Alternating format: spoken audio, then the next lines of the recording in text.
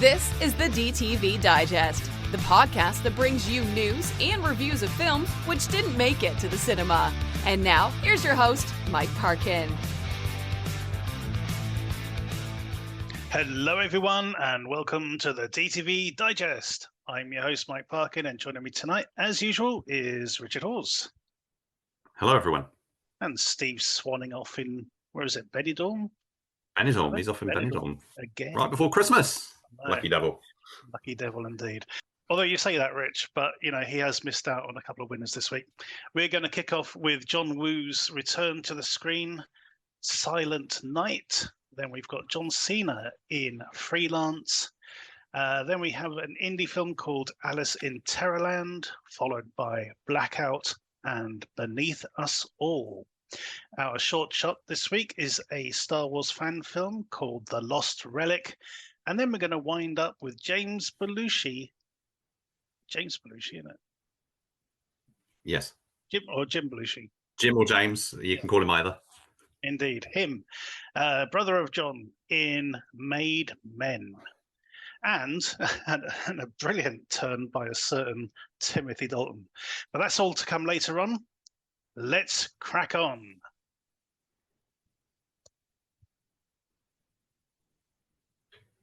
Our first film then is Silent Night. Brian Godluck's world is shattered forever when his son is killed by a stray bullet from a gunfight between two rival gangs, and he himself ends up shot, losing the ability to speak in the process.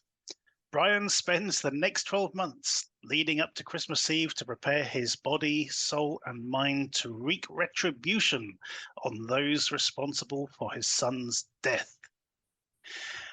This is a film, Rich, I've been waiting for all year. This has taken a long time to come out.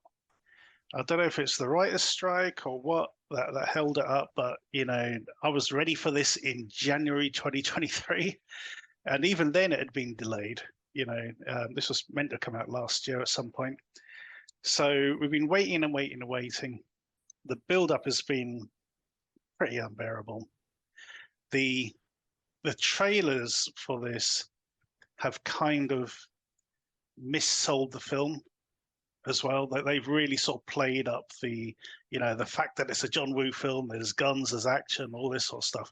But the film itself it's a little bit more thoughtful than that. You know, there's a lot more sort of drama to it. It is about this man's life coming crashing down very, very quickly.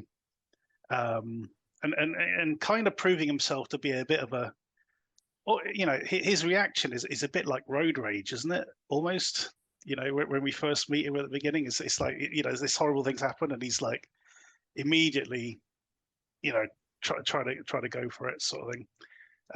Whereas his wife is having to, you know, hold the body of their son, and cradle him. You know, he's sort of rushed off, and there is kind of this element of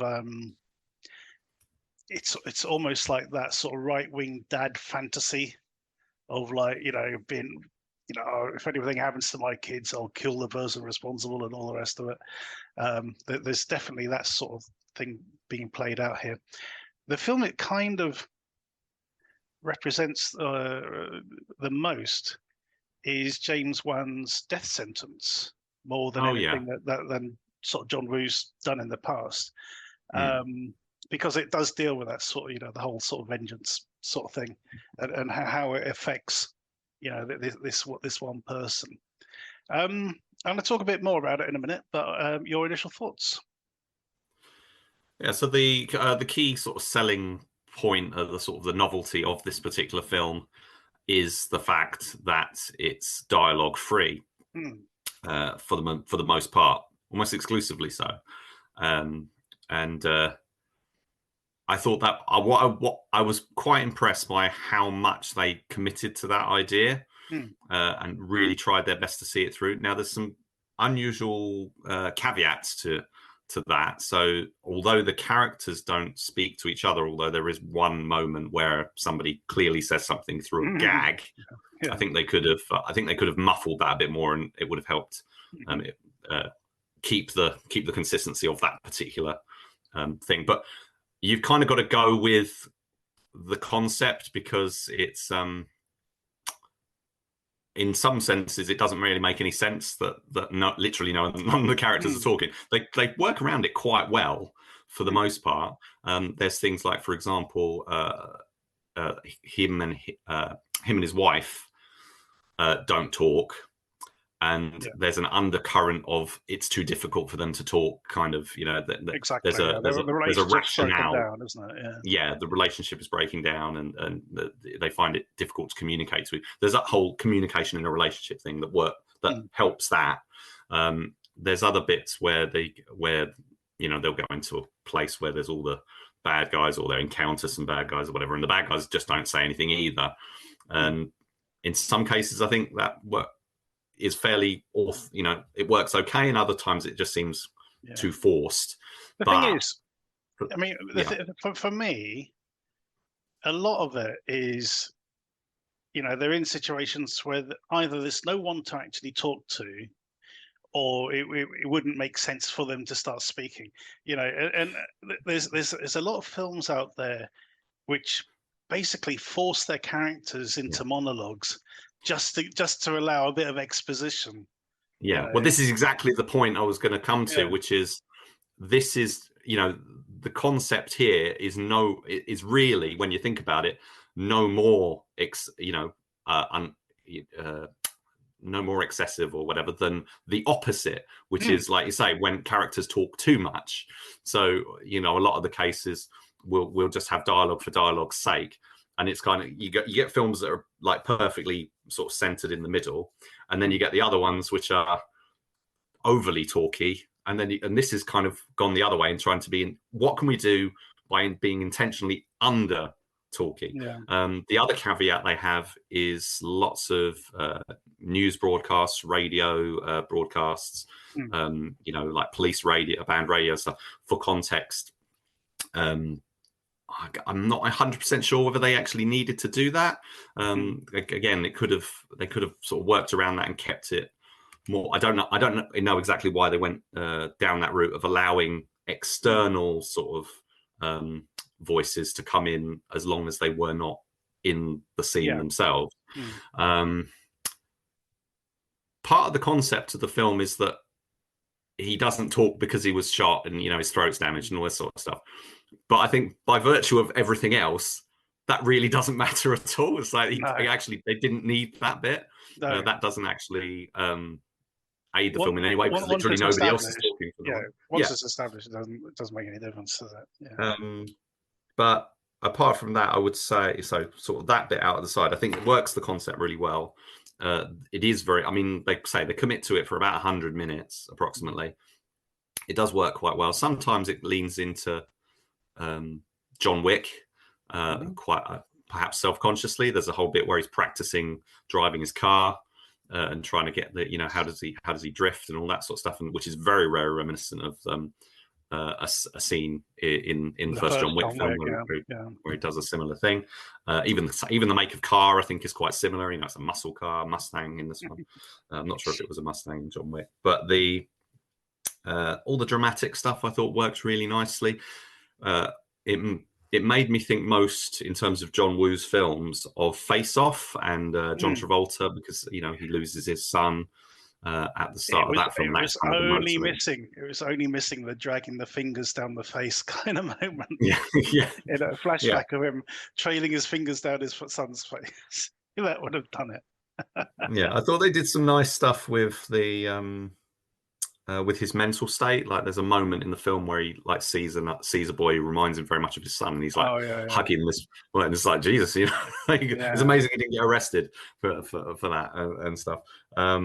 But all the action, as you would expect, is really good. I mean, Joel Kinnaman's he puts himself into taking this character's journey from. I'm not sure what his background. I'm not 100% whether he was supposed to have any history. We never find out in the military or anything. But he works himself into shape.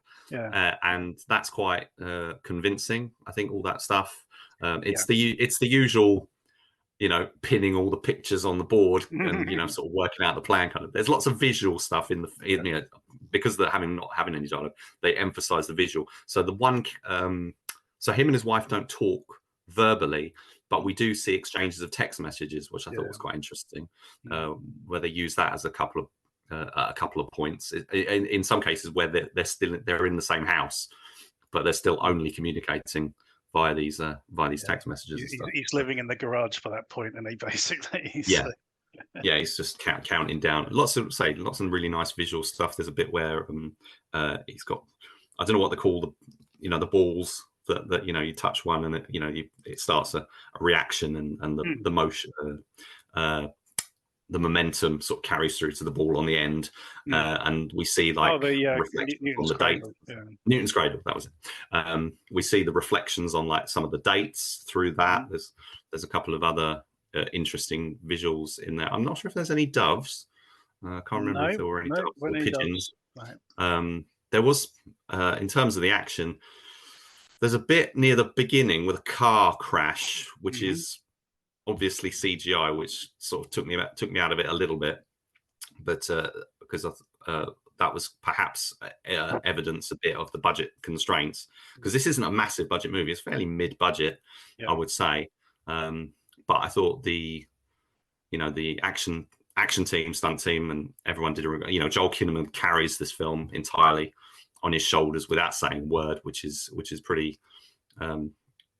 tough, pretty well good going. We saw him recently in Sympathy for the Devil with Nicolas Cage, and I didn't mind him in it, but I wasn't particularly taken. But I think I've seen him in quite a few things now. Wasn't he in RoboCop, the remake, as well? Was that him? I think so. Yeah. He's in a series on Apple TV called For All Mankind. He's in that as well. He's in quite a lot of stuff. I think he's. And oh God, what was the series called now? Oh, based on a film. The woman's name. Oh, it's killing me. No, it's gone. I want to say Hannah. He's in the TV. Well, he's in the TV version. Yeah. Okay. And I know he's in that Suicide Squad and stuff. Yeah. That's it. Yeah, he's a good sort of physical actor, and I did like the fact that he took his character takes the time to plan and to train, to learn how to use weapons, how to do close quarters fighting, how to drive, all of this stuff, recuperate his body. He's not in a rush. It's the old Klingon proverb of revenge is a dish best served cold, and it reminded me of the film Peppermint. With what's her name? Jennifer Garner. Because her character does something similar. Her family gets wiped out by the street gang, and she disappears for 5 years. And starts training with all these special ops people and stuff like that, and eventually sort of comes back to take revenge. So there's that side of it. It's an interesting bit. It's a weird sort of juxtaposition where Brian he tracks down the bag man, the one who sort of sorts out all the money for this gang, and he's living in this very nice swanky house with this glass stairway and everything, which he gets thrown through. But then you see how the head guy is living in this big sort of knocked out warehouse sort of thing. It's like, oh no, I don't need creature comforts. I'm good with my shitty warehouse with huge speakers and these these giant crystal baubles, which is sort of about, I don't know, sort of 3 foot in diameter or something. Which he must have got. How do you handle that as a sort of drug kingpin? It's sort of like, I want my lair to look a bit more Christmassy. Who do you turn to? Do you get an interior designer to come in? You're out sort of shopping at Macy's or something and just nick all the giant balls? Go and get me those. But anyway, I'm being silly. But it did sort of make me wonder when I saw that bit. We've also got Kid Cudi in this film, playing the detective who gets sort of pulled into what's going on. So who's Kid Cudi then? I have no idea. Oh, okay. Oh, in the film, you mean, or in real life? Well, I didn't know if he was like a musician He or you know. sounds, yeah. Sounds His like the name, name of he is a you know, he is recording a rapper. artist. Indeed, he is Oh, a he's rapper. rapping. Yeah, he is a rapper. Yeah, he's got. Is he the guy with all the tattoos on his face? Hmm? In the movie, is he the guy with all the tattoos No, on his he's face? the detective. Oh, he's the detective. He's the Oh, okay. detective. Yeah. Harold Torres played Player, our main guy, and then we got Yoko Hamamura, who played Ruith, who's the sort of big guy with his name written on his face. Yeah. The one who's sort of in control of the car chase, and then you think he's dead, and then he comes back, you know, as a classic henchman move, basically. You know, classic Ruiz kind of move. So he was pretty good in it, I thought. So overall, Rich, how are you going to rate it? I'm gonna just a quick note. Marco Beltrami's score is very good, by the way. I think it's an 8 because I think it really, you know, it might not be Wu at 100% his best, but you know, he's committed to the concept. I think they've developed it really well. You know, it's a good spin on a very, very familiar kind of story. It brings something fresh to the, you know, to the action movie. Yeah, I think it definitely is the highlight of the action year, I would say. I'm actually giving it a 7, and I think the reason is it's the bad guy, because he doesn't really sort of make much of an impact throughout the film. He's just there at the end, kind of thing. And I think they kind of missed a trick there. Even with the sort of lack of dialogue, I think they could have done more with the character, which is a bit of a shame. You know, it could have been. Yeah, I know what you're saying. I know what you're saying. But other than that, and I think it does. You know, there is that sort of anticipation factor that I'm sort of having to deal with. So it's definitely a 7 at the moment. It may drift to an 8 the next time I see it. You know. But at the moment, it's a 7. So, how would you feel about it if it was a traditional dialogue kind of movie? If you imagine it with the dialogue, yeah. I mean, how would you feel? Probably. Do you think it would have worked in the same way, or do you think do you think it really needed this gimmick to make it stand out, or do you think that it could have been just like a bit like a death sentence or a John Wick or whatever? Could it have you know? It would have been longer. Done it in a more traditional way. Yeah, I think this, you know, they've streamlined the narrative for sure, and you know, we're old hands at this, Rich. We've seen so many damn films. We've reviewed over 150 this year. Without the dialogue, though, I was walking into this expecting it to be 80 minutes. I was really surprised that it was as long as it was, because I thought. You know, you strip all that stuff, you know, like you say, you strip out all the dialogue and that. And I thought it was going to be a very quick, but they spend a lot of time on quite slow character development kind of stuff. It is a bit of a slow burn for that first, I would say probably the first half. Yeah, it does. But I mean, I don't know. I mean, the thing is, you know, the point I was trying to make is I think it would have been a bit trite. I can't imagine, you know, unless they got someone really good with you know, the sort of spinning lines, I think that any dialogue would have probably dragged it down a bit. But that's, you know, just because it's so familiar territory. But there you go. And how do you feel about it missing out on a cinema release? Because in this case, it's been brought up by Sky, so it's a Christmas premiere over on the Sky Cinema channel, rather than getting any kind of cinema release here. Not even a day in the cinema. I know, and I was expecting it to get at least, you know, a day, like for example in the States, Rebel Moon, you know, which is going straight to Netflix. You know, that's with Sky, because Rebel Moon's got like it's coming out at Christmas, but it's having a little bit of a time before. I don't know if that's the case here in the UK. I know that's happening in America, but the thing is, Sky used to do, and they're going to do it. Well, are they going to do it? But they used to do films like Final Score would come out on the platform and, or, you know, on the channel, but they would also be in selected cinemas at the same time. Yeah. And since before, you know, since COVID and everything, they haven't gone back to that model.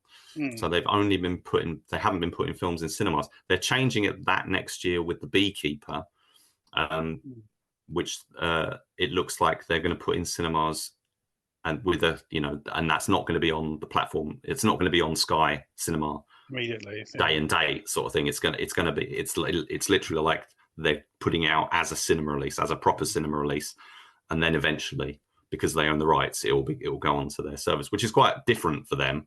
Yeah, I think it was. I thought that, you know, when I heard that it was gonna skip cinemas, that it was probably going to be a Netflix or on Amazon.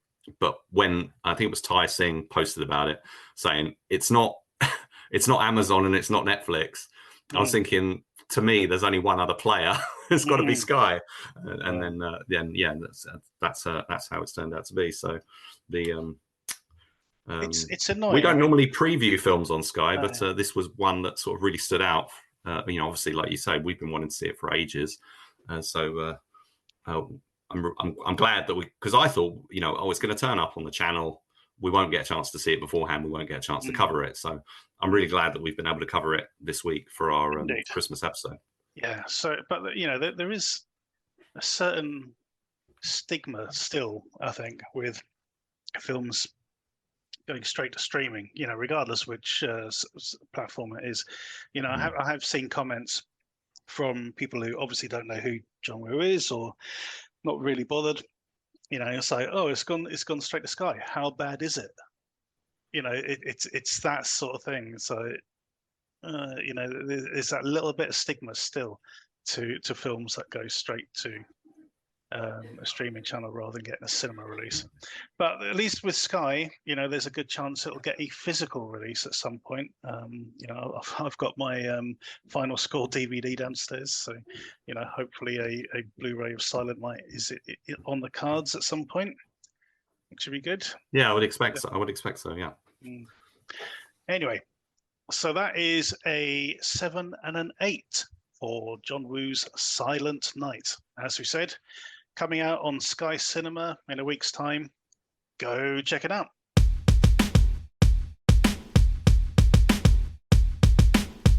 Our next film is Freelance.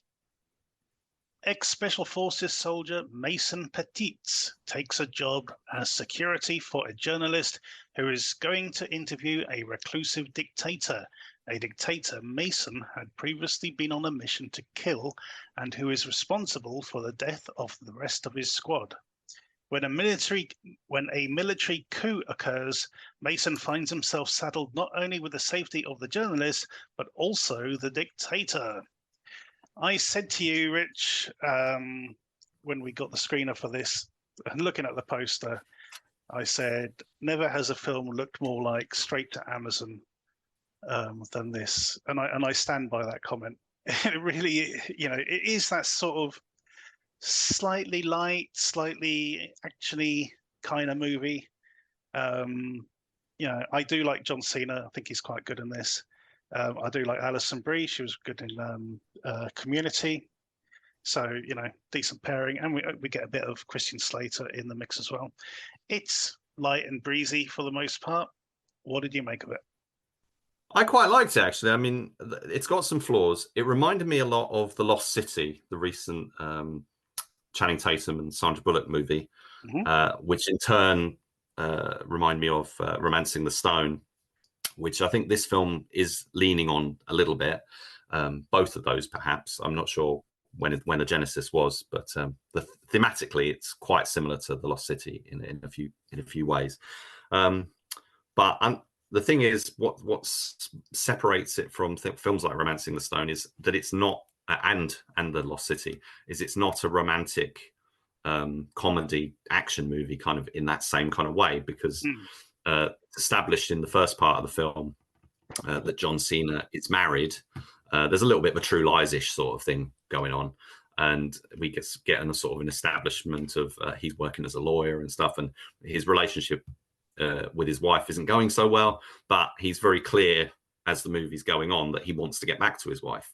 Yeah. And who is played by Alice Eve, incidentally. So him and Alison Brie don't get, there's a little bit of a frisson of tension and stuff, and she sort of comes onto him a little bit and stuff, but he's very he sort of goes, no, that's not gonna happen.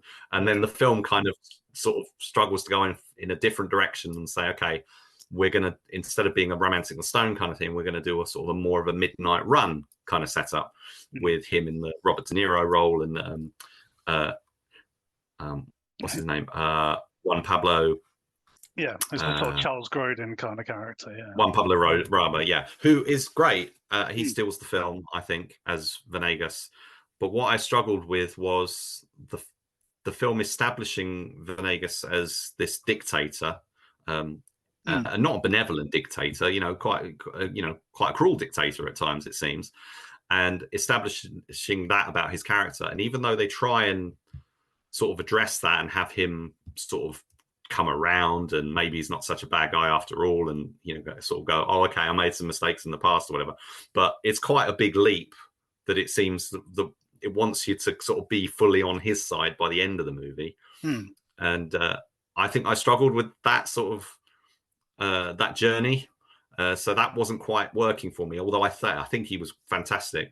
He wears this great white suit or off-white suit for the majority of the film, and there's so many action sequences or whatever, but he never gets any dust on it or he even gets shot, and I don't think there's a bullet hole in it. I know, let alone any blood. It's a John Wick style bulletproof suit. Yeah. No, he does say that, afterwards, go, it's bulletproof or something. So, okay, right, yeah. But yeah.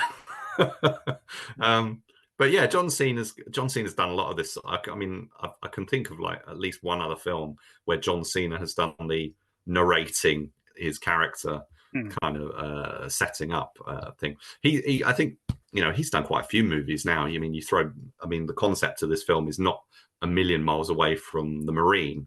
In that movie, he was trying to, he was out of the force. He was trying to do a regular job, and it was just not working for him. And then he obviously ends up in that action. So good film. That also a direct-to-video release. But so he's made quite a lot of movies now, and this kind of role for him is kind of a walk in the park. He is being who you expect him to be. It's not a massively dramatic character or him playing against type or anything like that. It's fine. It's just him doing that, and that works. I think that's okay. I think the film it looks good, but I think it feels a bit cheap. Christian Slater comes in a little bit. He's got the sort of private security firm and stuff at the beginning. I loved all the setup. I really liked the narration and the sort of the True Lies-ish sort of, he's living this regular Joe sort of life. Yeah. But then he's got this other thing. It did remind me a bit of like The Incredibles. When he's a lawyer, is that bit where in The Incredibles where he's having to sort of do this sort of crappy insurance job. It sort of reminded me a bit of that. When he's sort of having to take on these really stupid bloody jobs, arguing with the phone company on behalf of his client and things like that. Yeah. Then we got so Venegas is initially introduced as a villain, but then things change. And Martin Sokas, I'm probably butchering his name, comes in as a South African mercenary. I thought he was really good. He's played quite a few movie bad guys going back to Triple X and stuff. I think he's from New Zealand originally, but he quite looks the part. There's some good fight stuff. They have kind of like a bit of a climactic fight scene at the end. It's quite disposable. I thought it's directed by Pierre Morel, who certainly knows what he's doing with action and stuff. It was theatrically released in the States. It's not really a surprise to see it skipping cinemas. I don't think it is a theatrical quality film. It's not quite to that standard. Although it's very well made, it's absolutely fine. But it's kind of quite a generic action movie in South America, kind of, which we don't actually see as much as we used to. There used to be loads of them, And I thought that, yeah, well, I thought actually the spin on the, because going to South America to kill the dictator, million times with McBain and, with Chris Walken, all that sort of stuff. I thought they twisted that quite nicely, where they sort of tried to do something a little bit different, but really, it didn't quite work for me. I liked it, but there's just not everything quite worked. So I think it's sort of, it's passable. It's entertaining. You like your John Cena, you're going to enjoy it. Yeah, I mean, John Cena. You mentioned The Marine earlier, which was his first feature, and then he shortly after that he did 12 Rounds with Rennie Harlin, and. Yes. My issue with those films is that his screen persona was so much different to his arena persona as a wrestler. He has a natural comedic talent. He is very good at lots of different elements of comedy, including sort of slapstick and all this. Which is being tapped in quite a lot of the projects he's doing now. Exactly. I mean, even in the last Fast and Furious one, where he's having to babysit his nephew and stuff like that, he's able to sort of play up that sort of thing. In this one, he gets a good couple of sort of spit take reactions, that sort of thing. But honestly, I mean, I think it was, what was that film called, Blockers? When it was a bunch of parents find out their kids are going to have sex or something, and they try to stop him. He was brilliant in that, and he, one of my biggest sort of belly laughs came from, a scene that he was in that film. I was in conniptions really. So I'm glad we get a bit of his sort of comedic talent in this. I did like Alison Brie. There's a really good bit early on when we see her sort of montage of she's this hard-hitting journalist in one moment winning a Peabody, and the next she's been taken down because she hadn't checked her sources or something, and sort of got caught up in a libel case, and then she's on something like MTV doing Cribs or something, some equivalent of Cribs, and sort of having to sort of change up persona to sort of suit that. That was all sort of very good. You see her sort of having to swallow her pride with every single sentence she has to say under that. That was a lot of fun. So yeah, there's nice little elements to this, but it is, as you say, a bit on the cheap side. There's nothing really spectacular about what we're seeing. Whereas with the Lost City, there's a whole element, the whole bit at the end with the city, the Indiana Jones stuff, to sort of really elevate it. This one is kind of like, if you take that away from Lost City, this is kind of what you're left with. Basically, this film has a helicopter crash, but it doesn't explode. It doesn't explode. I couldn't believe it. Yeah. I was like, two helicopter crashes, in fact. Two, basically. And I was like, so that was, I couldn't, because a little, okay, the explosion might cost a bit more in visual effects and stuff, because they wouldn't. But yeah, was that a budgetary thing? I don't know, but it felt a bit weird that it didn't. Probably more realistic. I don't know, but I did like that. I don't want it to be realistic. Yeah, that's true. I did like the fact that he was proud of the fact that he'd sort of sniper killed the pilot. You sort of wanted it on video for later. That was quite amusing. Yeah. Okay. How are you going to score it?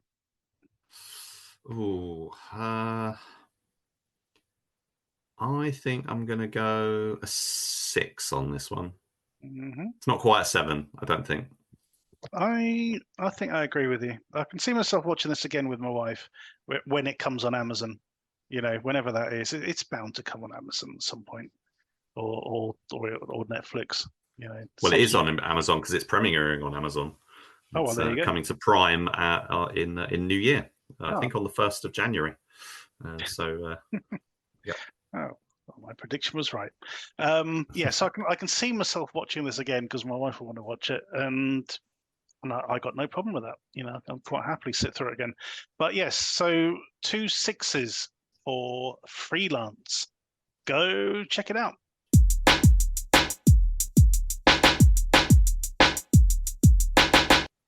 Our next film is Alice in Terrorland.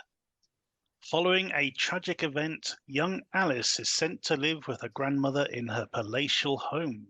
However, Alice soon finds herself face to face with strange figures in the house and soon disappears down a rabbit's hole in her mind. I did not enjoy this one, Rich, unfortunately. It's not the first film to try and use Alice in Wonderland as an allegory for other issues and other things going on. There are some nice bits in this, some interesting areas, but overall I found this to be just too badly paced. How did you get on with it? Yeah, I think that's fair to say. I think a bit like Freelance, I really enjoyed the setup.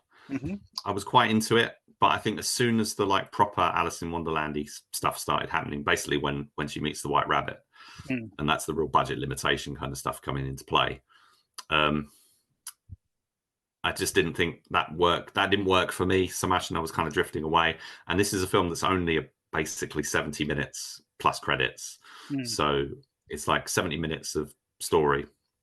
It's Rula Lenska, TV actress, from the best known from the 1980s, is top billed, and I thought, maybe that was a bit not inappropriate, but I don't like it when a big name, the bigger name of the movie, is perhaps in a small role, but then they're credited. So this happened with the Continental TV series recently. Mel Gibson is in it as the villain. And he's not like, in much, is he? A couple of scenes. No, exactly, and he is top billed. It should be and in cases like that, it should always be an and or a with. And in this case, so Rula Lenska gets the top billing, and she does deserve that for the sort of first part of the movie. She's really, she is the sort of dominant actor, performer. She's in it a lot. She earns that credit. It is the young girl who's sort of the main character, but that I'm okay with that billing. I did like Rula Lenska in it. The film, the director is Richard John Taylor, who we've come across before. He was the guy who was quite controversial because there was like an article written in 2014 saying he was a con man, and he was exploiting his position at EastEnders, which is where I think he met Leslie. Well, almost certainly is where he met Leslie Grantham, who he worked with quite a lot. And Leslie Grantham's, I don't know if he formed the company with him, but you'll see at the start of the film it says Hello Princess, which is the name of a production company associated with Leslie Grantham. Leslie's actually got a credit on this film, I think, as an executive producer, even though he died in 2018. So whether this was one of the projects that he and Richard John Taylor were pushing through, and been trying to develop for a while, that might be why.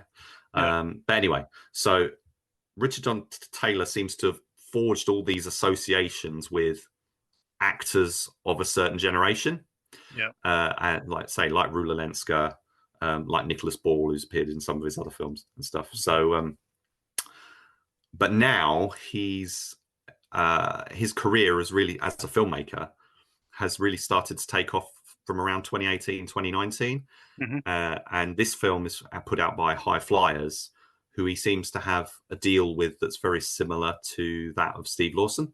Right. So he's making like 2 or 3 films a year for High Fliers. I didn't even realize, but when I was checking it, it's like this one is getting a DVD release, but he's had 2 others which have come out on Amazon and probably other platforms. But it is on. He's got like 3 films out this year through High Fliers. So he's doing really well for himself. I'm a bit I'm not sure how I feel about that, knowing the backstory. But I'd be interested to see a bit more about that. But taking that aside, putting that all aside, judging the film on its own merits, I think he's clearly a director with aspirations. He's more leaning towards the artistic than the purely sort of functional or exploitational, which I kind of appreciate. But at the same time, I think some of his stuff does suffer from budget limitations and pacing issues and stuff like you've said. Mm-hmm. I think there's a lot of padding, there's a lot of slow motion. Some of the things just don't work. There's things like the opening credits are repeated on the closing credits, so there's credit padding.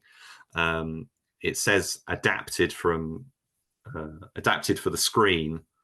You know, it talks about Alice in Wonderland. It says adapted for the screen, which I think that sounds a little bit pretentious to me. You'd just say based on, I would have said, you know.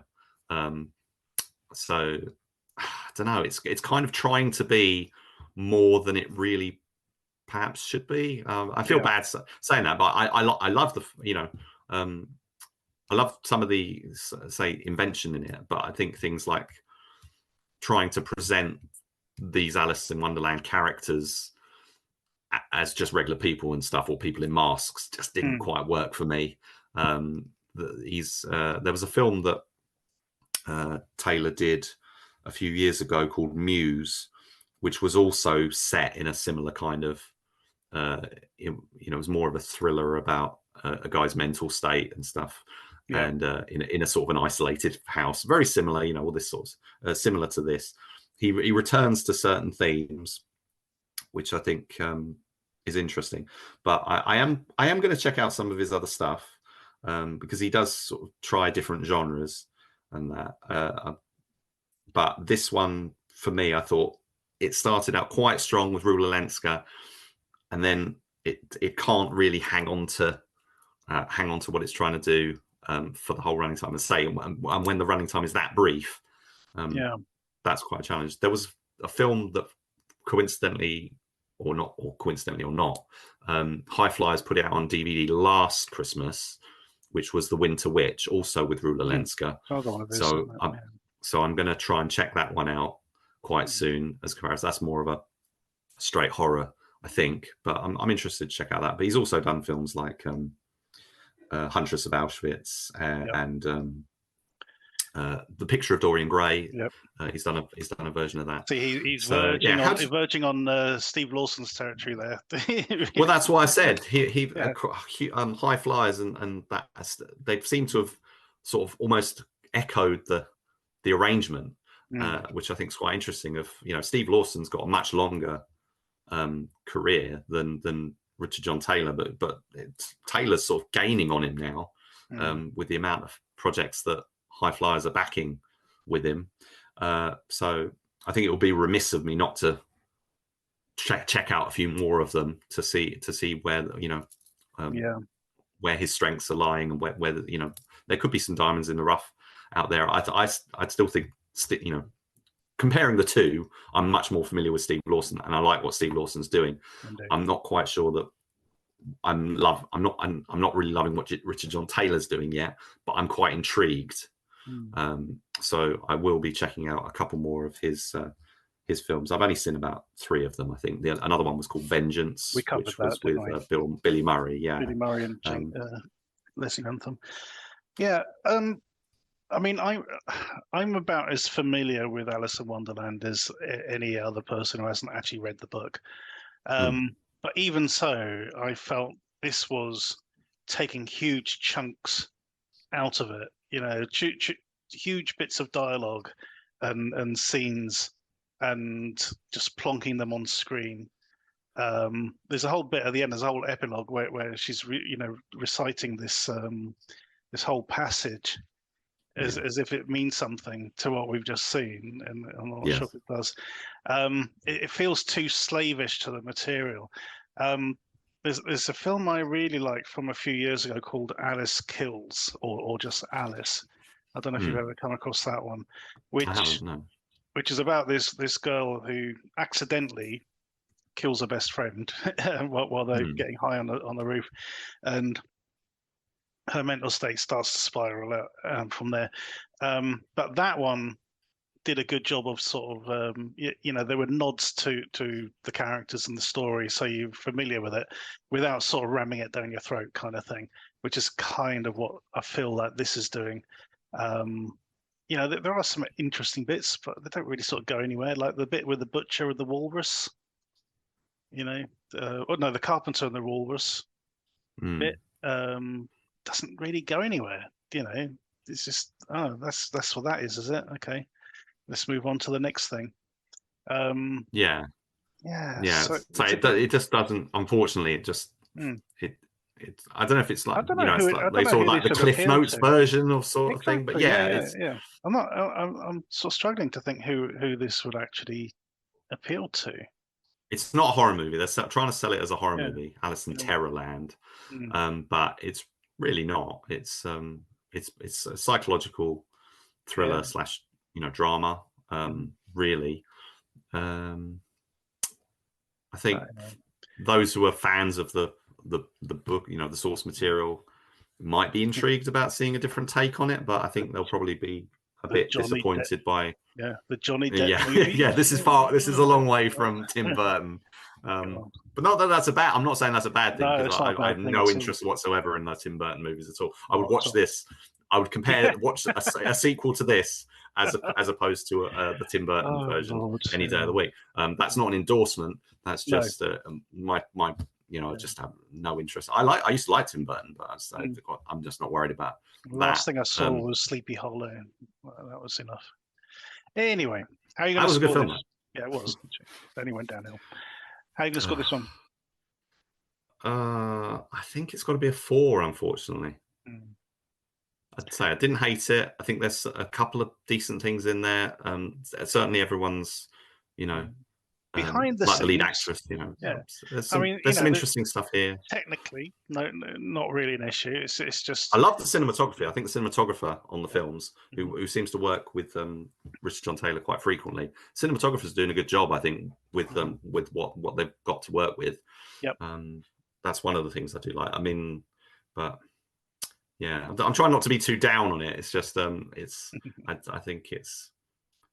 I think other films of his, I mean, Vengeance, I think was probably, it was much cheaper. It was even, you know, it was probably low budget, more so than this.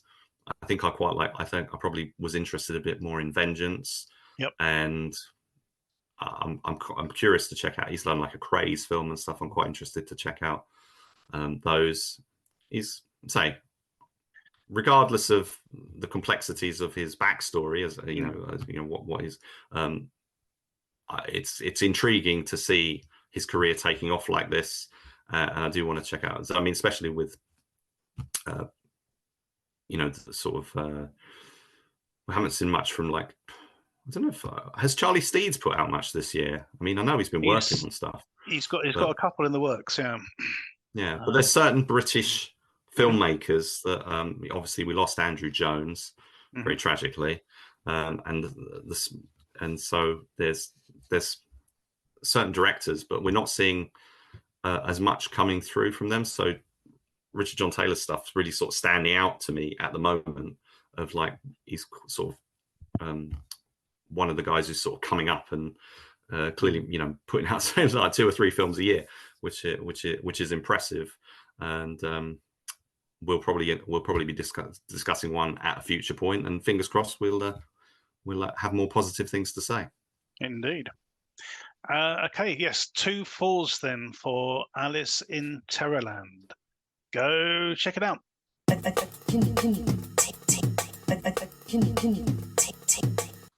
Our next film is Blackout. An agent on an assassination mission finds himself interrupted by others who either want to help him or kill him. This is a slightly longer than a short film, Rich. For how long is it? About 40 odd minutes? 42 minutes. About 42 minutes. Just crossing over the threshold there. So some would still classify it as a short film. But yeah, it's a very short feature. Essentially. Which is a shame, because really it should just be a short. You know, there is a lot of stuff to like in this, some decent sort of fights and things, but from a story point of view, I'm sorry, but there is just nothing here to carry 40 minutes. And because of its plot, in that we have a guy who's being accosted by different factions, and we've got no idea whether they're good guys or bad guys. It's just like everyone's fighting. It's like it's almost like a long our school dropouts clip in that, okay, we got like a protagonist and we have no clue whether or not we should be rooting for anyone, really. It's it's a bit of a drag, unfortunately, and I don't think it really sort of resolves anything very much by the end. How did you get on with this one? Yeah, I think that's fair to say. I mean, I think the one thing I did really like was the fight scenes, because Bobby Samuels really does know what he's doing. I mean, he's very good with the action. He's got a past that includes working in a lot of Hong Kong films, and he's, you know, although he's not a young man, but you know, he can move very quickly and very impressively, and he's working with a lot of people in the fight scenes here are people who I'm also not familiar with, so you know, who I thought did really well as well. But the rest, you know, all the storyline, the pacing, you know, it's very, very, you know, this is micro budget filmmaking, so I don't want to be too down on it, but it really was, I only really would recommend this for the fight scenes, which luckily enough do come along fairly. I think there's about 3 major sort of set pieces, as it were. But it reminded me a bit of the I think it's Maria Tran's film Obsidian. Do you remember? It was like set in a house, and it was like sort of a bit like sci-fi-ish kind of thing, but they had no production design or anything. It looked very basic and stuff. So the film here is sort of very very modest, you know, production values, I would say. I didn't think the story, which is kind of something we've seen variations on a lot as well. It didn't really bring anything new to the table. It was just very, very slow getting going. And I was for a bit, I almost gave up, to be honest. And it was like no, because we have seen, you know, there are, you know, quite a lot of micro budget films that are, you know, this sort of length or maybe a bit less, whatever, which are a bit of a slog to get through, and they don't have the level of action that we've got here as sort of the reward for the patience there. And I think that is the saving grace of this, is that if you hang on in, you will see some good stuff, because Bobby Samuels is so good. That would be that's all I can say about it, really. I say I was, compared to so it's directed by Robert Samuels and Robert Jefferson, who previously did Shadow Fist 2. I think they might have done Shadow Fist 1 together, but Shadow Fist 2 was their last film, and Shadow Fist 3 is sort of on the cards next. But Bobby Samuels did the film Jugando con Fuego, which he didn't direct. That was by Nicholas Ortiz, and that was a much stronger film. That was a couple of minutes shorter, so we covered that as a short. I think it was about 39 minutes long. That was a much better, much more polished, even though, even say, on a very, very low budget, more polished than this. I just think this one just, unfortunately, doesn't quite work. But do check it out for the action. Yeah, I think I agree with that. There's a couple of sort of nice dialogue moments. There's a bit at the beginning when he's sort of like confronted with these 4 people. There's a good bit of sort of back and forth dialogue between them. That was quite good. But other than that, yeah, it's just like, you know, going from A to B to C with no real sort of agenda. You know, even the main character doesn't really know what's going on, and we never really sort of find out too much about what's going on at all. It's a bit of a shame. But as you know, Rich says, the fight scenes are really good. If you're a fight fan, definitely worth checking out for that. This is available on YouTube, I believe, Rich. It is, yes. You can go to it's the R4 Films LLC channel. Just look up.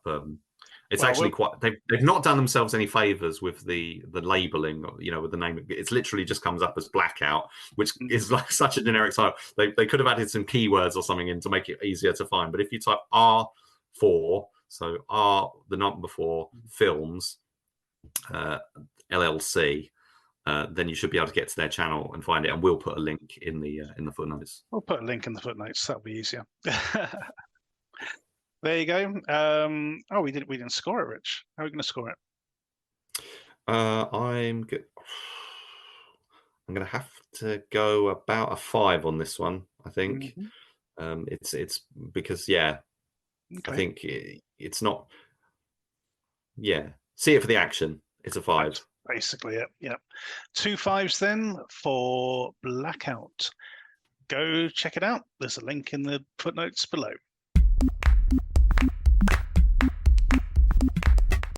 Our next review is Beneath Us All. A foster child called Julie, who is about to turn 18, discovers a pendant in the forest, which soon leads her to unearthing a coffin which had been buried there by Vikings centuries earlier. I was really impressed with the opening, and then I almost wrote this film off shortly afterwards. I thought it had a strong prologue. These Vikings capturing this sort of humanoid demon, putting him in a coffin, sailing him across the ocean, dumping him in the new land, and burying his body. And you can almost sort of see them, wiping the dust off their hands as they say get back in their longboats and disappear. Great premise. Then we get Julie, our sort of wayward teen foster child, who discovers a pendant in the forest.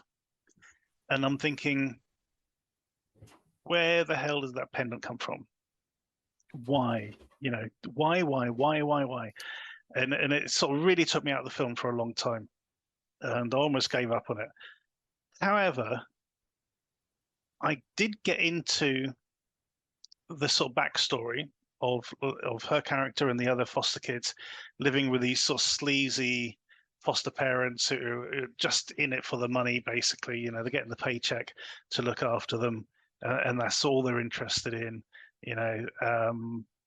It's that side of it, and the sort of the dad's struggle with gambling addiction, and sort of the wife's just like just putting everyone down. That sort of gave it a bit of color, which I liked. How about yourself? What do you get out of this, if anything?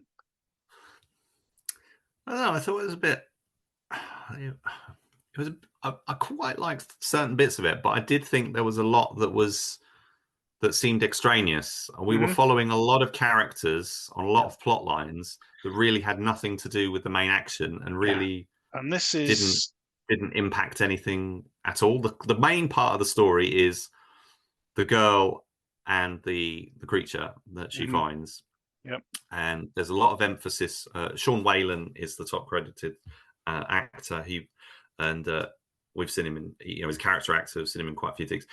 It wasn't because of his presence, but I was reminded a little bit of the People Under the Stairs, and then I later remembered that I'm pretty sure he was the kid in the People Under the Stairs. All right. But I don't know if there was a subconscious thing there that made me think that. But that was another sort of a situation where these sort of dodgy sort of parental figures. Yeah, and then it kind of looks like a younger. It looks like a younger John Carpenter as well. It's kind of. Oh, yeah, I can see that. I quite liked it. There was stuff where he was going to the gambling establishment and stuff where he was all dressed up, and I was thinking he looks so different between the scenes that I wondered if they were like flashbacks or something. So I was a bit confused there. But anyway, all the stuff with him and the gambling and the debt, in being in debt, really didn't have any impact. It was more to do with, say, the girl and the monster and sort of her journey there. A bit like the, let's say, do you remember that we covered that Etheria short, The Earl King? Mm-hmm. Yeah. And there was the girl and she was ostracized for her community. Sorry? The Keep as well. It's that sort of Keep. Yeah, What, the Michael Mann film? Michael Mann film. Yeah. Oh, I've not Is seen that it, so I can't comment on that really? one. Yeah, it's that whole sort of like thing where somebody's sort of being manipulated by, you know, sort of sweet talked by a demon kind of thing, Yeah, basically. yeah. So there's all that stuff going on with them, Yeah. which is kind of being developed. But the majority of the attention Mm. is on like this Like a child support child person. protection officer, Yeah. sort of, who keeps coming and checking on Julie, and the father's gambling problem, and a couple, and I think there's a couple of other things going on, but really none of that has anything to do with the main, and it doesn't have any bearing. You know, like we get the child protection officer, she's going out and she's anxious about the case, and sort of trying to help the girl, and she goes out for drinks with a police officer, and they sort of turn up to, like, they're all involved, but it really has no bearing whatsoever, does it? So, Did you feel there was any real connection to any of it? not really. So that you know, bugged me I when I was was, watching it. I was thinking, yeah, I didn't mind the characters and stuff. It was okay, but I just didn't feel the dots connected. It was almost like I was watching different strands. Like it was almost like an anthology kind of thing, but none of that stuff really got wrapped. None of the other stuff got wrapped up. So it was just like, well, is this just filler? Is this padding? and unfortunately, this is something that the director Harley Wallen, I've mentioned about him before. We covered a few films by him now, and I've covered some on my other website. He did a film called Betrayed, which I did like, but it was way too long and had too many characters. We covered Ash and Bone on here. There's another one of his, which again had superfluous characters. Ash and Bone, funny enough, it starts with a great scene with this actress who's like the sheriff in this town, and she finds this body, and then she's hardly in it again, for the rest of the film. And he's like, no, I want this to be about her, but he kind of robbed from it. Yeah, and I was going to sort of lay this all at Harley Wallen's feet, but he didn't actually write this one. This is written by a guy called Brett Miller. But even so, you'd have hoped that some of this would have got trimmed from the shooting script in the end. But yeah, I think they sort of, I mean, it seems to be, to one degree or another, a quite abusive household. Did you get the sense that it was that the children were being sexually abused? Because I sort of got an implication that maybe that was the case. But I think the eldest was. I think there's an element. Yeah, it's a weird thing. There's a conversation she has with her stepdad or her foster dad, where he's sort of saying, "Oh, you need to step up. You need to do a better job." And she's like, "What are you talking about?" And he goes, "You know what I mean."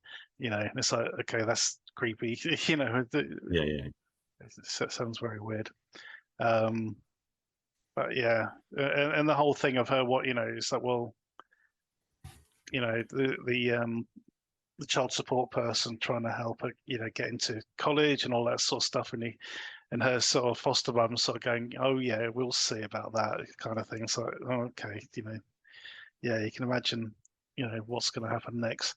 There's a bit where it's implied that they ate the cat as well.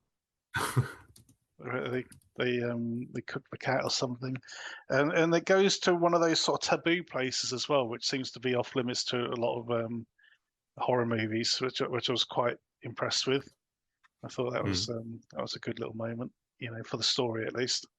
So yeah, a bit of good and bad. I mean, from a technical point of view, there are issues with the script.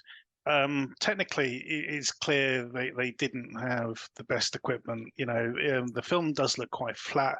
The lighting isn't particularly great through the sort of night scenes and things like that. It doesn't look particularly good, but that's down to budget. That's not down to talent. That's down to budget. Whereas the script, I think, and the pacing, that is down to talent, unfortunately. And it needs to be tighter. Needs to be maybe a few less characters, as you say. Maybe spend more. I mean, there are some nice scenes where, like, when she takes the kid to see Frey. you know, and those sort of whole things like, oh yeah, I found him and all the rest of it, and all of that I quite liked. It's just, as you say, too many characters sort of slowing the pace down. And on that note, and the go on. sorry, I was just thinking that, you know, the stuff with the parents and the sort of abusive household kind of thing. A film, another short I think that we talked about came to mind, which was From Darkness, which had Michael Biehn in it. Do you remember that one where the boy had like telekinetic powers and stuff, and it was because he was. I could have sworn maybe we didn't talk about that one. I might have. It might have been one that I talked about with Matt Poirier on DTV Connoisseur, but yeah, that's another film that came worth seeing. It's a little 14-minute short, but that's another one where you know, they're in this household and it uses sort of fantastical you know, themes to sort of develop, you know, how they sort of not defend themselves, but as a response to what happens, it sort of awakens sort of. But I think actually some other sort of superhero movies have kind of done sort of similarly. I remember that. I'll tell you what it was. Poison Ivy one with Eric Roberts. Yes, and so I think like I'm not sure if it was Split or something. The M. Night Shyamalan movie was sort of doing a similar thing where they were trying to. Anyway, but this one isn't doing superhero powers, but it's kind of as a response to her living in this abusive situation. She kind of embraces the darkness, sort of thing. As that's what's happening here and that. But there was another film we covered a while ago called The Shed. Yeah, funnily enough, I was thinking about that one as well. Yeah, with the two young guys who find a vampire, basically. Yeah. You're right. I was trying to think of. I was thinking. It popped into my head, and I was thinking, why am I thinking of that film? But yes, you're right. It was also another kind of, you know, demonic creature, you know, kept in an outhouse kind of thing. So yeah. Would you recommend this, Mike? What do you think? Is it recommendable? I think there is bits here, as there are with a lot of Harley Wallen's films. I think it's on the cusp, basically. Yeah, there's some interesting elements to it, but the pacing's slow. You need a bit of patience for this one, for sure. And on that note, I think I'll give it a 5 out of 10. Yeah, I think I was leaning towards a 6, but I think a 5 is fair. There you go. 2 5s for Beneath Us All. Go check it out. This is on Prime, I believe, isn't it? It is. Yeah. If you got Amazon, you can go check it out right now. Our short shot this week is The Lost Relic. A Star Wars archivist discovers a lost reel of film which proves to be the missing link between Return of the Jedi and The Force Awakens. I really like this. Yeah, it's not far removed from the quality that you'd expect from an actual Star Wars film. You know, other than extras is what's missing, basically. But what they actually show, and the accents as well. But you know, this is actually pretty decent. What they actually sort of put on screen, the sound effects, the music, you know, the props and everything are all first rate. That moment when the Star Destroyer turns up, I thought was brilliant. You know, that sort of comes out of hyperspace kind of thing. And I thought they did a really good job. You know, if somebody wanted to believe that this was the plan all along from Return of the Jedi to you know, segue into The Force Awakens, because at the end of the day, someone's got to give Kylo Ren that bloody mask. You know, so how did it get there? There you go. I thought it was, you know, obviously somebody else pondered that thought while they're watching it, going, well, how the hell did that get there? That was on Endor. Yeah. Somebody went and kicked over some ashes and that. Yeah, so I was very impressed with this overall. What did you make of it? Yeah, I thought it was very good. I mean, I absolutely love the framing device of the archivist. Mm. That was really not. I didn't expect that when it started. Yeah. And I was like, oh, is this going to be? Because I didn't know it was a framing thing. I thought, oh, is it like a contemporary sort of set in the real world kind of story? But then you realize it's just a sort of a framing, which is great because we've seen films that are in the style of Star Wars a million times, and that's what this is. But that extra bit just works so great, and it's got all, you know, for that. I mean, so much attention to detail. You know, you could, if a hardcore fan could like pause every frame and just see and start reading all the different film so many references, and it's like all the references. A bit, you know, you got the memorabilia and stuff in the background, sort of the props and stuff. So there's a lot to sort of take in on that sort of framing part alone, which I thought was really good. But then the film, you know, the scene or the film itself, the concept is, like you say, it's an end scene, like almost like a post-credit scene nowadays. Exactly. Of what happens afterwards or something. The concept of it being from Return of the Jedi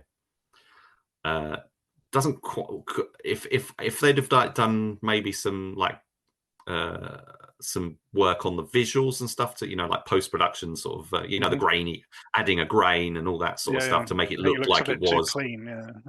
It looks very modern, so it looks more as it was made, because they, at the end of the film, they sort of make a note of saying, oh, this is from 1983. You know, they're trying to sell it as that, which visually it just doesn't. Well, it does. Fit. It does start and end a bit like that, doesn't it? With a bit sort of scratchy frames and that, but then it goes completely digital. You know, when the film starts. As you say, the accents. This is a French production, but it's shot in English. I think that's only very slightly to its detriment. It works okay.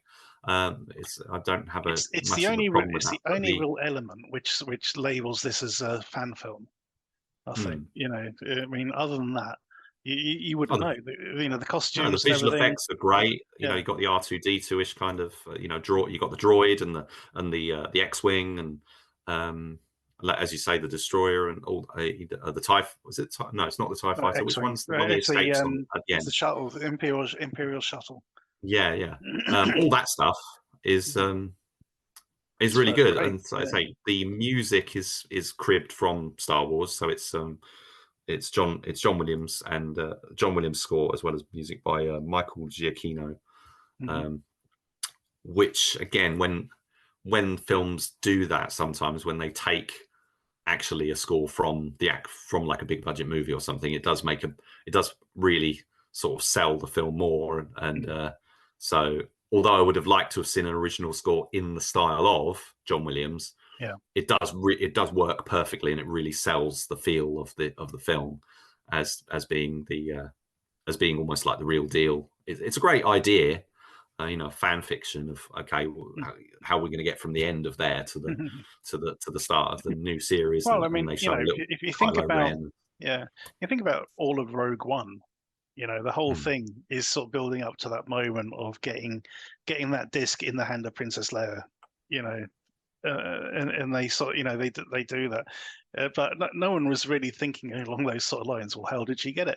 And that's kind of what we've got here. It's kind of that moment of getting that, you know, Darth Vader's helmet into the hands of Kylo Ren, you know, over the course of 30 years, kind of thing. I thought it was a neat little bit. So yeah, no, I thought it's an interesting element. Nobody else has thought of it, you know, and it could have been really flat, but they give it some, you know, quite an epic feel. Yeah, I thought it was great. There's been some good Star Wars fan films which are out this year, which hopefully in the future episode of either this show or the short shots, we will get to cover them in more depth. But I will just throw out a couple that I think you should see, which is Pod Racer, I think it was called, which is a short made in the style of a trailer, so it's only about a minute long, but that's that's a direct force, you know, sorry. The Phantom Menace, sort of direct, sort of imaginary spin-off of the pod race sequences from that, and Bright Star, which is from the makers of a film called Past and Future Kings, which we covered way back when. Oh yeah. A few years ago. That's very well worth checking out. So, so yeah, a lot of and I will say the Bucketheads web series, also a spin-off, also based on a short film. There's been the short film, and this year they made the second episode of the series. That's worth seeing. Unfortunately, because it's a web series, they set a lot up and there's not really any resolution.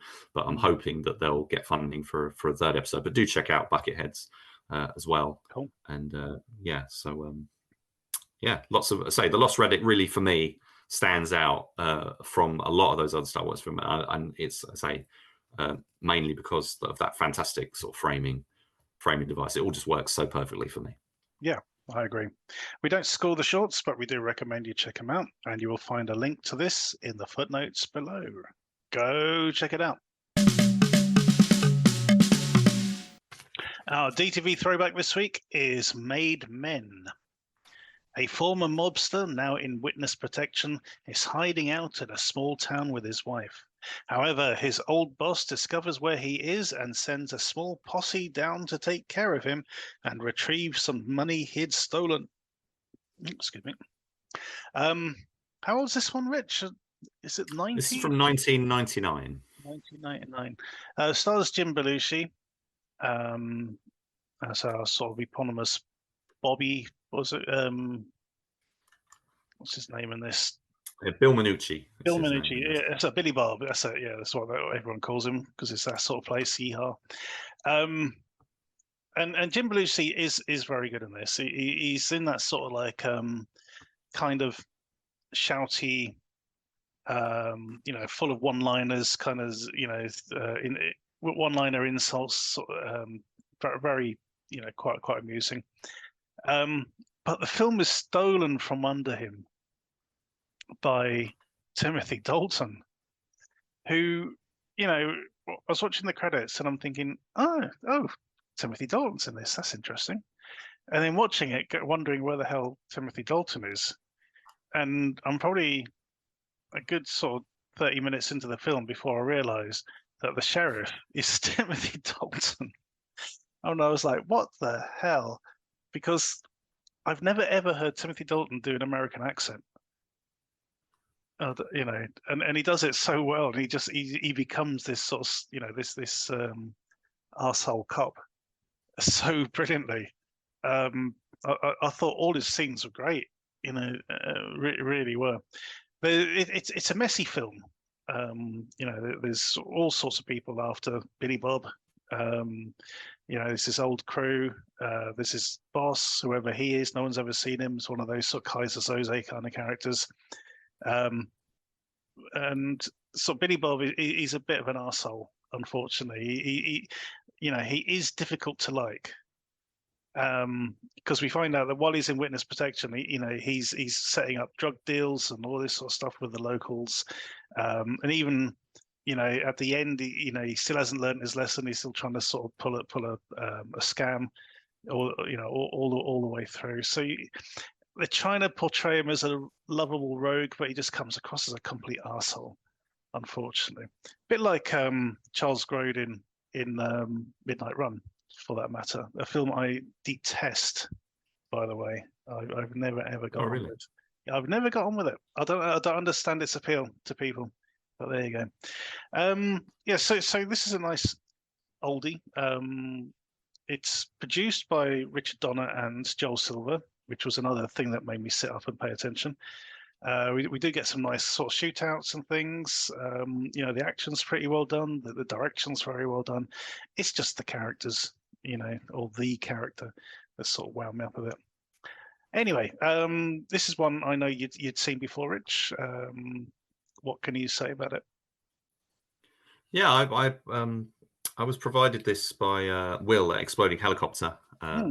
He kindly passed it on to me. I've been wanting to see it again for years, because I remember I think it premiered on Sky back in when it first came out. I'm pretty sure it was that made its sort of debut on Sky. Directed by Lewis Carrol, who Jim Belushi also did Retroactive with, I Another love very that good film. shot in the Yeah, shot in the I've got desert that on kind of movie. Blu-ray. I love that film.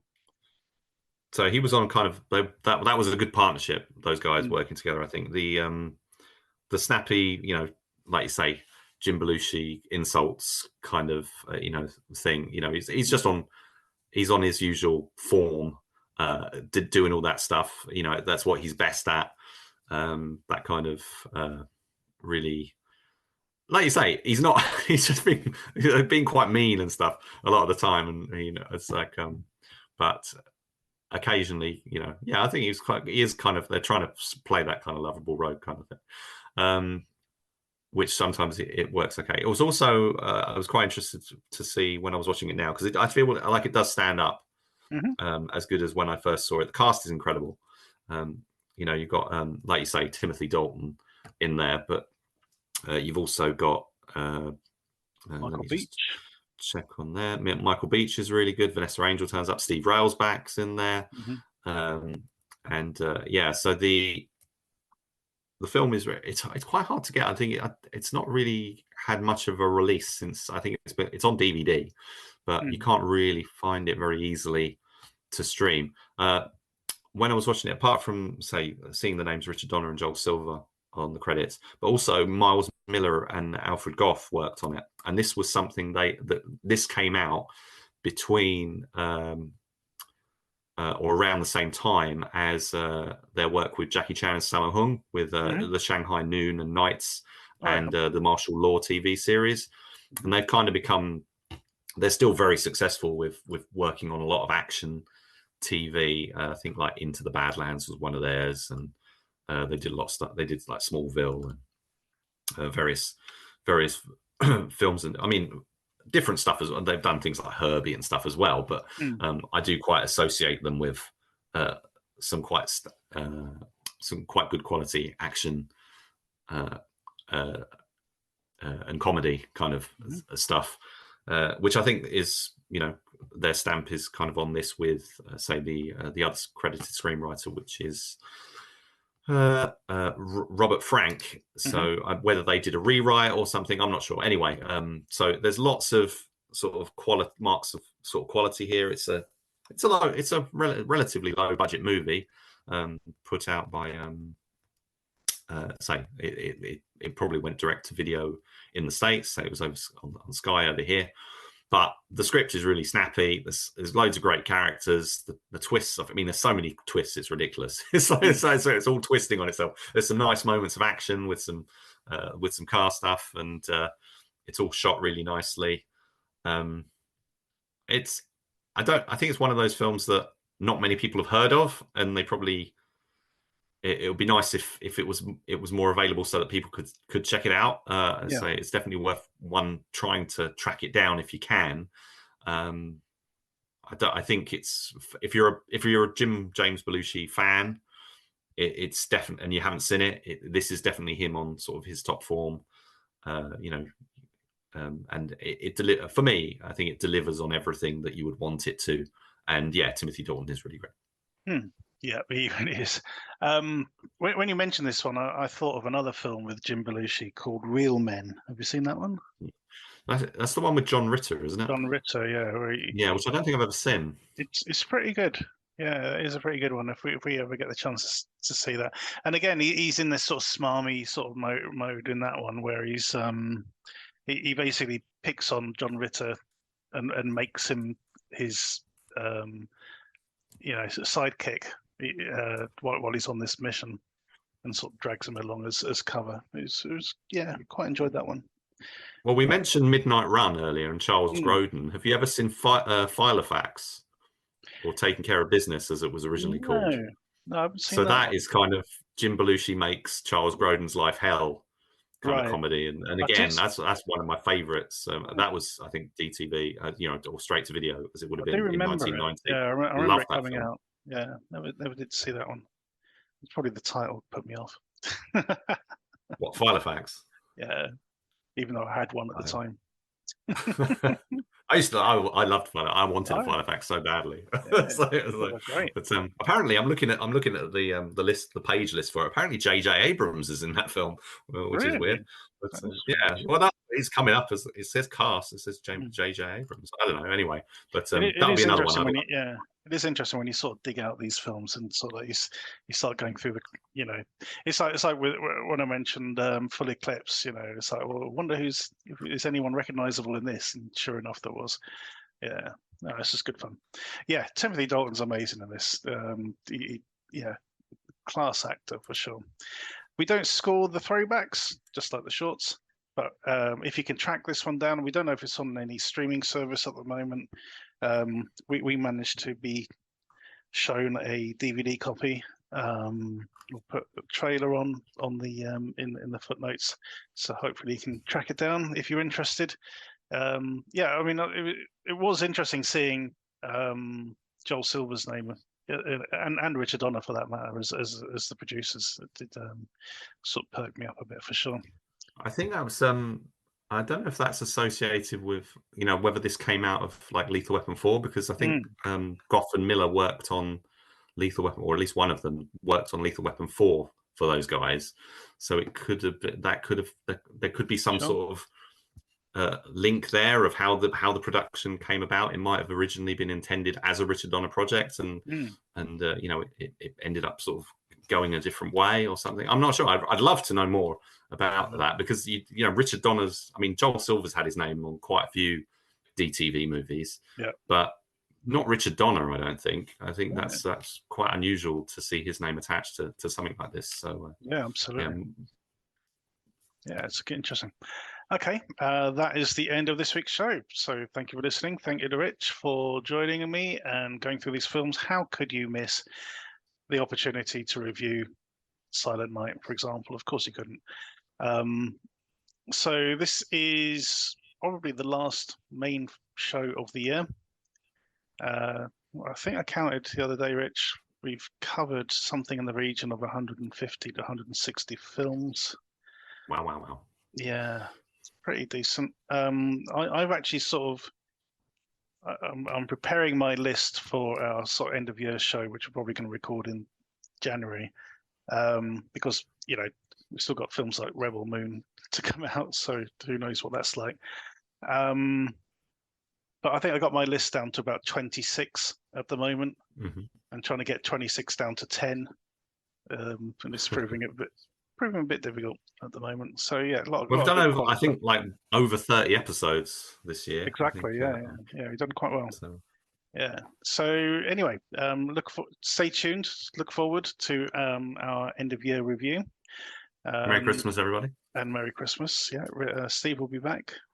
Roll on 2024. There's already a whole load of interesting films coming out. We've got The Bricklayer, we've got The Beekeeper, we've got the God knows what else. One More Shot we've got coming out. So yeah, loads and loads of good stuff heading our way in January, February.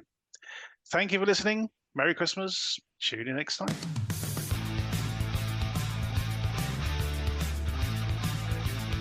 Thank you for listening to the DTV Digest. Let us know your thoughts in the comments and tune in again next time.